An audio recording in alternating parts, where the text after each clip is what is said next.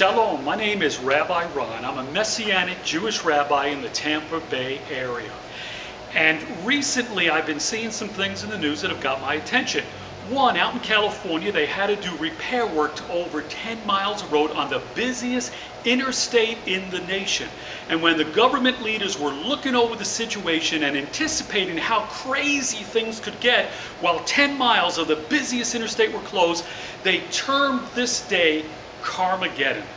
Then as well, looking in the paper, found that Barack Obama was speaking about our economic situation.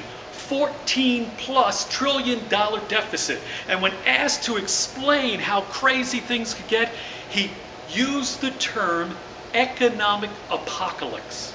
Unbelievable. Here we have government leaders using the terms Armageddon and apocalypse. Biblical terms describing the end times.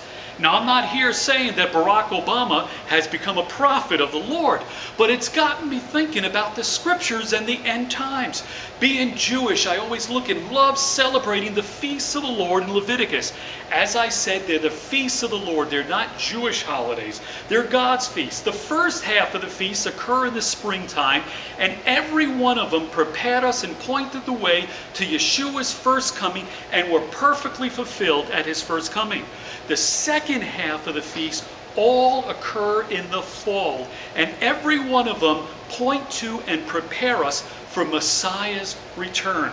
The first of the three feasts in the fall, Jewish people now call Rosh Hashanah, but biblically it's the feast of Shofar Blast, blowing the shofar. Why is that so? Because the scriptures talk about Messiah will return with the shofar blast. And so that starts off the fall feast, looking ahead to the end times. It all begins with the blowing of the shofar and Yeshua, Jesus, his return to the earth. Not only that, when we look at the scriptures, both the Hebrew scriptures and the writings of the New Covenant, all of them also talk about that Israel is one of the signs of the end times. Israel's always here, but talking about God moving among the Jewish people and what is happening in the land of Israel, that is one of the signs we have to tell us that we're getting close to Yeshua's return. And that's why I'm here today. I would love to come and to share at your church or your ministry about the fall feast, the shofar, Israel, and Yeshua's return. And because it's the fall feast that point us to Messiah's return, the fall is a perfect time for a teaching on the shofar, Israel, and Yeshua's return. I would love to talk with you about this opportunity to come to your church. I'm available for weekend services, midweek services, any day, anytime. I'm available, can come to your church and group in any setting that you would like.